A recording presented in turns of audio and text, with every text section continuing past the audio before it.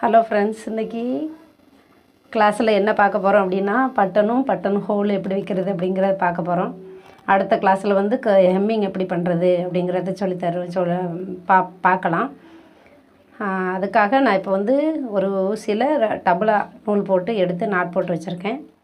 ஒரு பட்டன் எடுத்துகிட்டு அந்த பட்டன் அளவுக்கு ஒரு லைன் போட்டு வச்சுக்கோங்க. இந்த லைன் போட்டிங்க அப்படின்னு சொன்னால் உங்களுக்கு வந்து ஈஸியாக இருக்கும் அந்த அளவுக்கு மட்டும் கட் பண்ணதுக்கு. இல்லை சில நேரம் ஹோலு ரொம்ப பெருசாக கட் பண்ணிட்டோம் அப்படின்னா பட்டன் சீக்கிரம் கலண்டு வெளியில் வந்துக்கிட்டே இருக்கும். அதுக்காக தான் இந்த மாதிரி இதை சுற்றிலும் ஒரு லைன் போட்டு அந்த லைனை சுற்றிலும் இப்படி ஒரு ரவுண்டு போட்டு வச்சுக்கிட்டிங்கன்னா இது வந்து எதுக்குன்னா நமக்கு ஈஸியாக இருக்கும் தைக்கும்போது. நமக்கு அந்த லைனை விட்டு வெளியில் போகாமல் கரெக்டாக நம்ம தைக்கிறதுக்கு நல்லாயிருக்கும். இப்போ நம்ம பட்டன் எப்படி இது வந்து எல்லாருக்கும் தெரியும். இது காமன், பட்டன் வைக்கிறது வந்து காமனாக எல்லாருக்குமே மோஸ்ட்லி தெரியும். வீட்டில் இருக்கிற எல்லாருமே பிகினர்ஸ் மட்டும் இல்லை, மற்ற எல்லா பெரியவங்க எல்லாருமே இதை தைச்சி வீட்டில் இப்போ சின்ன பட்டன் போனாலும் தைக்கிறவங்க. இப்போ வந்து ஃபஸ்ட்டு கீழேருந்து மேலே குத்தி அந்த ஹோல் வழியாக மேலே எடுத்து மறுபடியும் நேரில் 4 ஹோல் இருக்கும். அதில் அதாவது மல்டிப்ளை ஷேப்பில் நீங்கள் தைச்சின்னா அதை பார்க்கறதுக்கே கொஞ்சம் நல்லாயிருக்கும். அதனால் அந்த எதிராக ஆப்போசிட்டில் இருக்கிற அந்த ஹோல் நிறைய குத்தி கீழே எடுத்து மறுபடியும் அது மாதிரி 2 டைமும் ஒரு ஹோலில் கொடுத்து ஒரு ஹோலில் கொடுக்கும்போது 2 டைம் நீங்கள் பண்ணி அப்போ 4 டைம் மல்டிப்ளை ஷேப்பில் பண்ணும்போது 4 டைம் வரும். அந்த மாதிரி பண்ணி டபுளாக போடும்போது நமக்கு சீக்கிரம் அந்து போகாது. அதுக்காக தான் அப்படி மேலே குத்தி எடுத்துக்கிட்டு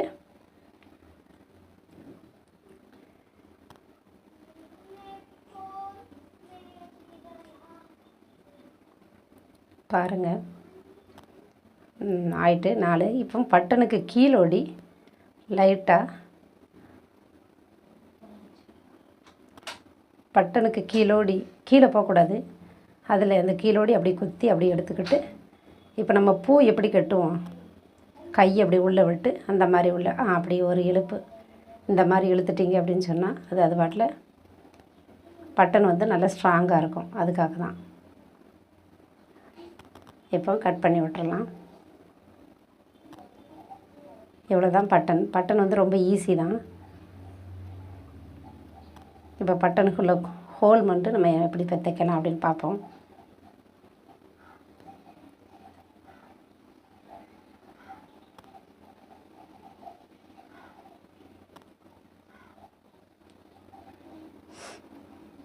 அந்த லைனை மட்டும் லேசாக கட்டர் வச்சு அப்படி கட் பண்ணி விட்டுருங்க.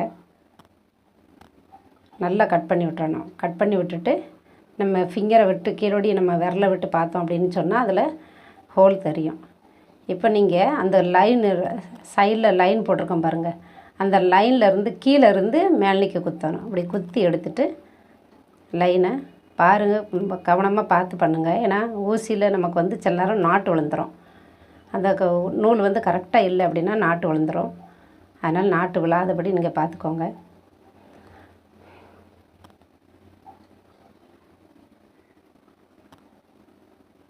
கீழேருந்து குத்தி எடுத்துக்கிட்டேன்.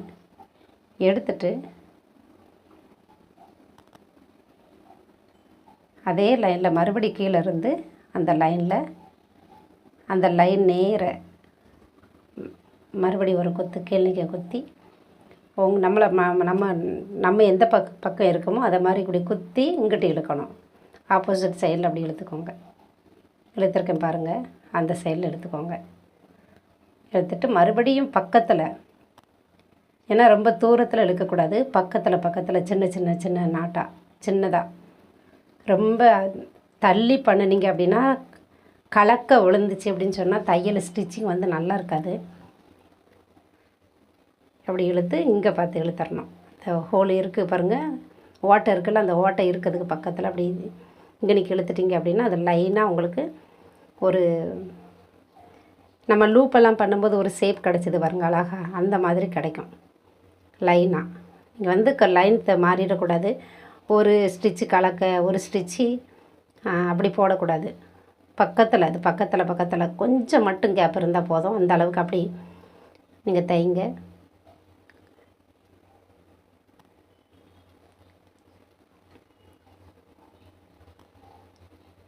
இப்படி லைனாக பண்ணிகிட்டே வாங்க. ரொம்ப வேகமாக இழுக்க வேண்டாம். இழுத்தீங்க அப்படின்னு சொன்னால் ரொம்ப அந்த துணியை இழுத்து பிடிச்சி சுருக்கி அது நமக்கு ஒரு ஷேப்பே இல்லாமல் போயிடும். அதனால் ரொம்ப இழுக்க வேண்டாம், மீடியமாக லைட்டாக அப்படி இழுத்துக்கிட்டு அதே மாதிரி அந்த லைனில் கரெக்டாக தைச்சிக்கிட்டே வாங்க.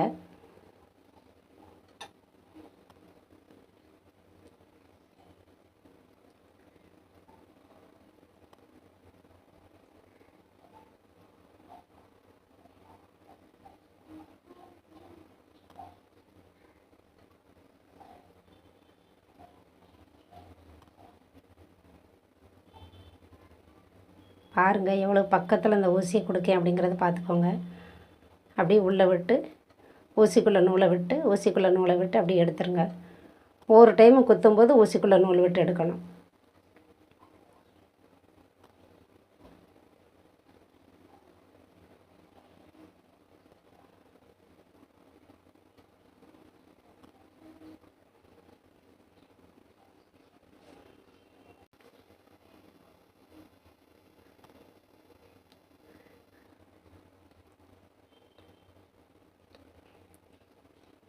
வீடியோ பார்க்குறவங்க ப்ளீஸ் சப்ஸ்கிரைப் பண்ணுங்கள், சப்போர்ட் பண்ணுங்கள். ரெண்டாவது உங்களுக்கு பிடிச்சிருந்துச்சின்னா எனக்கு நீங்கள் கமெண்டில் சொல்லுங்கள். கண்டிப்பாக நான் லிங்க்கு தருவேன், வாட்ஸ்அப் நம்பர் லிங்க்கு நான் தருவேன். நீங்கள் ப்ராக்டிஸ் பண்ணிவிட்டு நீங்கள் ப்ராக்டிஸ் பண்ணதை எனக்கு நீங்கள் சென்ட் பண்ணுங்கள். இது வெளியில் போய் பைசா கொடுத்து இப்போ நான்லாம் ஒரு மாதம் 800 கொடுத்து நான் படித்தேன். நாங்கள் இருக்கிற ஏரியாவில் வந்து 800 ஒரு மாதக்குள்ளே ஃபீஸ் வந்து 800. அப்போ நமக்கு ஒரு வருஷம் படிக்கும் அப்படின்னு சொன்னால் ஒரு வருஷத்துக்கு நான் அப்போ 2002 நான் படித்தேன். அப்போ வந்து எனக்கு 800 ஃபீஸ். அந்த டைமிங்கில் நான் ஒரு 800 கொடுத்து தான் நான் 2002 நான் படித்தேன். அதான் சொல்லுதேன், நீங்கள் வந்து இப்போ உங்களுக்கு ஃப்ரீயாக நாங்கள் இது ஒரு நல்ல ஒரு ஆப்பர்ச்சுனிட்டி, நீங்கள் இதை வந்து பயன்படுத்திக்கோங்க. எந்த ஒரு டவுட்னாலும் நீங்கள் எனக்கு கீழே கமெண்டில் கேட்கலாம். இல்லை வாட்ஸ்அப் லிங்க் தந்தேன்னா வாட்ஸ்அப்பில் நீங்கள் கேட்கலாம். கண்டிப்பாக என்னால் முடிஞ்ச அளவுக்கு நான் உங்களுக்கு ரிப்ளை பண்ணுவேன்.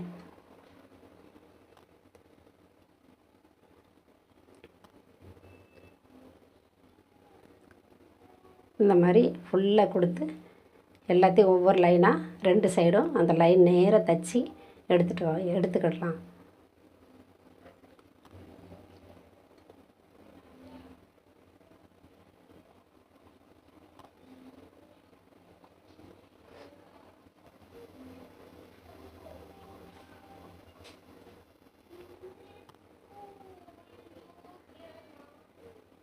பாருங்கள் ஃபுல்லாக தைச்சி எடுத்தாச்சு.